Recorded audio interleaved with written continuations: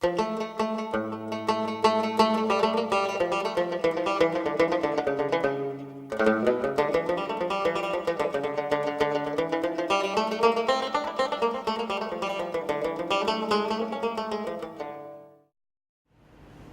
امرأة ورجل.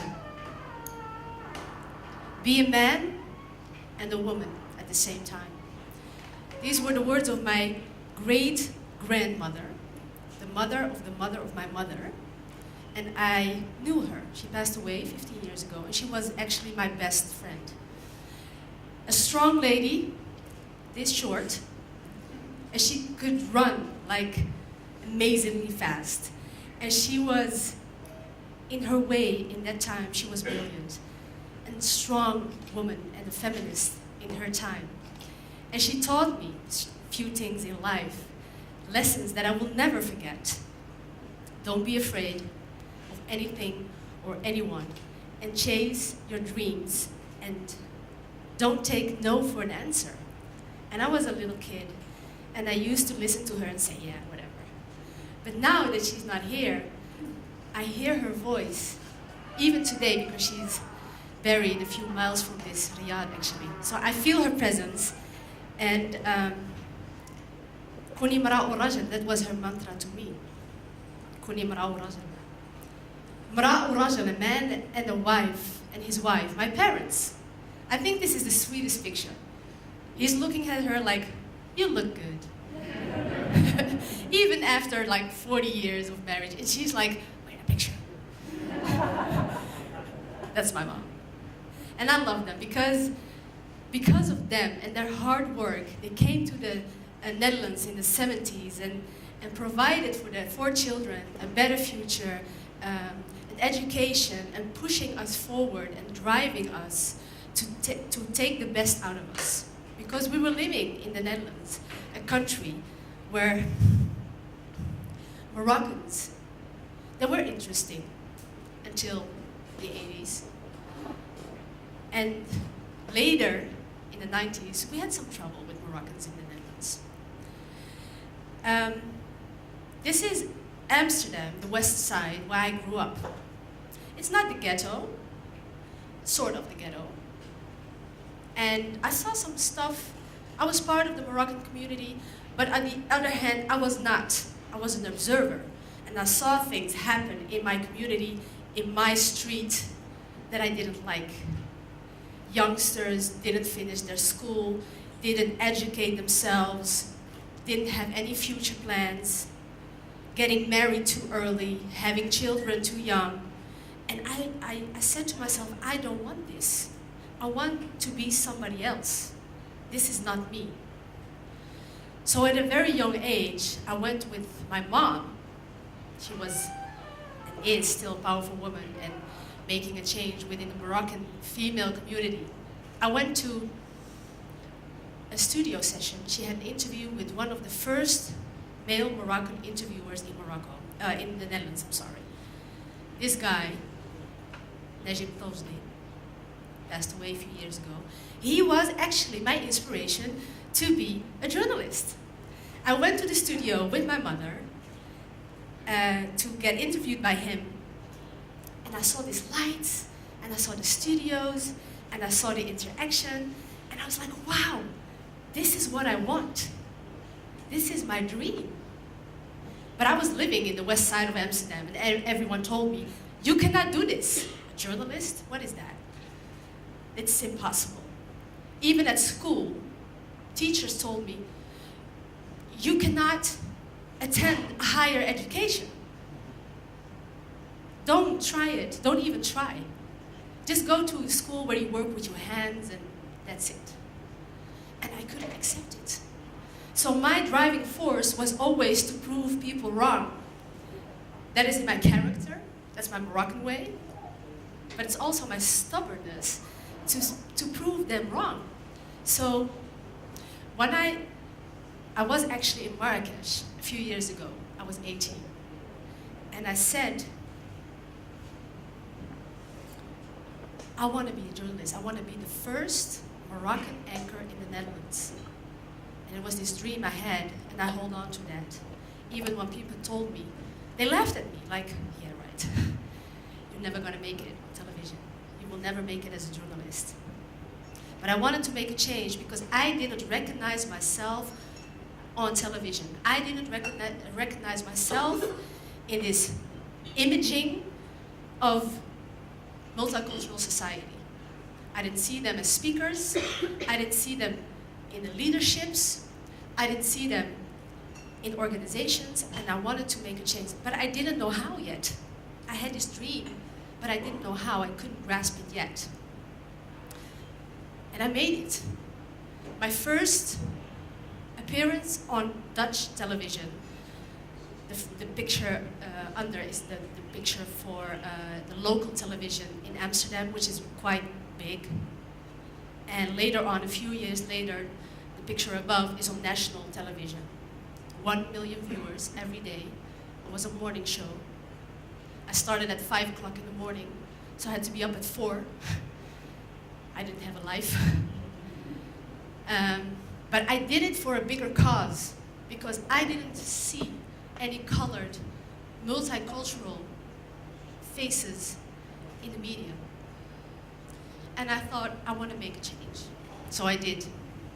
I tried to be a change maker and to connect different societies and to connect and show the Netherlands.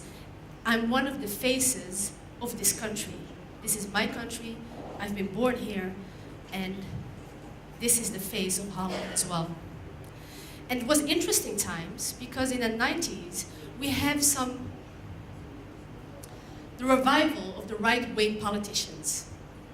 We had 9/11, unfortunately. And in the Netherlands, we had Pim Fortuyn. And Pim Fortuyn actually said, people hear too many languages. They see too many cultures. And people feel alienated in their own country. We have to stop. It was the beginning of an era of the right-wing politicians. Then we have, unfortunately, and this is a hard picture, and every time I see it, it's pain. This guy, Theo van Gogh, was actually murdered by a Moroccan guy, Mohamed Bouyeri. And this guy was a journalist, and he wrote about Islam, and he wrote about Moroccans, and he divided the society, yes, but still, I believe in freedom of speech and freedom of expression. You can say and do anything you want within the frame of respect. And my opinion, but this is actually not relevant, but I thought he crossed some borders, but still, he never deserved this. This guy, maybe we all know, Geert Wilders. Geert Wilders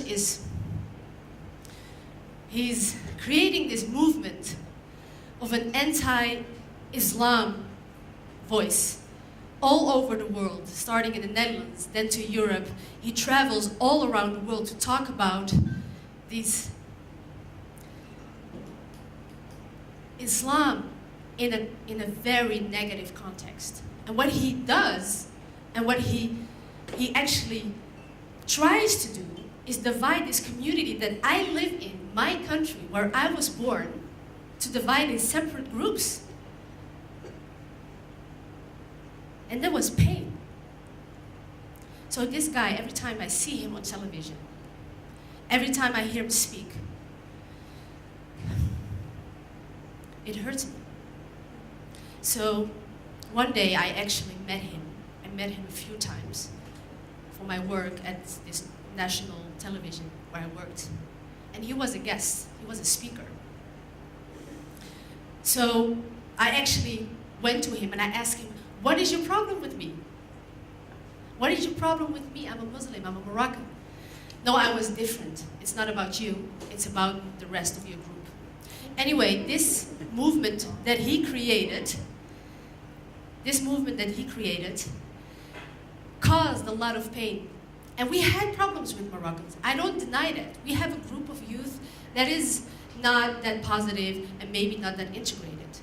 To give you an example of what I did, there was one city, Gouda, in the Netherlands. There was this huge problem with the Moroccan youth. The whole country, the whole media country went to Gouda to cover this problem with the Moroccans. And they didn't want to talk to the media. the mainstream media, because they saw them as the enemy, they were the other ones, and you just frame us in this negative context. We don't want to talk to you. And I went to Gouda, and I was one of them because I was Moroccan. So when I was driving home from this interview, I found out, because I was surrounded by them, and I had my bag like this, and I was interviewing, they robbed me. Yes, they robbed me. And that was a dilemma for me, because I knew I wanted to do something about this. So the next day I was on television presenting the news, and I had the opportunity to say something about this film, about this interview. And I was just wondering, what would you do? Would you tell? Would you tell this robbing in front of 1 million people? Yes or no? No? Exactly, yes, no, yes, no. That was my struggle too. Because I knew when I would tell, I will, again, tell the world, this is Moroccan youth, they're bad, they're negative, they're thieves. But if I didn't, I would not do my work as a journalist. Next day, the biggest newspaper in the Netherlands, this is the Telegraaf, the biggest was the cover of "This is Gouda. There's a war going on. Moroccan youth." So I knew this was the conclusion that people would make. And this guy was, of course, the first one to say something about it. So all these things and all these ideas that I had to make a change, a positive answer to this cynical society that we're living in, from the 90s, I wanted to do something. So I waited for a moment to have this epiphany or something. So I was standing, this moment was defining for me. Because at the left, there was standing the chief editor of one of the biggest feminist magazine in the Netherlands. And on the other hand, there was the most powerful and influential woman in the Netherlands in 2009. And I had a moment of, I looked into the audience and I saw 400 women, all powerful, but I didn't recognize myself again in them. I didn't recognize myself. And at that moment, this specific moment, I thought to myself, I want to make a change. I want to make exactly the same list of women that I know who make a change as well, with a bicultural, multicultural background. So I worked for a year, very hard with my team and with my crew, and a year later, exactly 1 year later, on the same stage, I presented her the colorful list of new leaders of today, the new leaders of tomorrow. And I didn't know that it was a start of this positive movement that we need in Holland as an answer, in my opinion, to this society that is being too black and white. And I believe in color, because then the world is much beautiful, right? So, it was the first one. This is the second one. And we're launching in October the 3rd edition. And what are we doing? We provide inspirational leaders to media. You can look for different speakers. You can look for new talent, upcoming leaders. People say, yeah, you cannot call these people leaders because they don't deserve it. I think they deserve it. I think Holland needs to recognize the leaders of tomorrow, because that is Holland. For me, this is the Netherlands. A multicultural society where a huge surprise for me 2 years ago, we received a ribbon, a democracy ribbon for this idea. So it gave me a confirmation that we are on the right way, just to stay positive and look into the society with a different kind of glass, positive and optimistic, and think in chances and connecting different societies. Because these people in the West Side, with no future ahead, because society doesn't believe in them, they need to be told, you can do it. We see you. We know who you are. And you're on this list because we believe in you. So every year, we have a gathering of hundreds of people as a positive movement and an answer to a society which is changing in a positive way. So, and to create this movement, in my opinion, and in my grandmother's opinion, it takes a man and a woman. It takes mara or raja to create this movement. Thank you.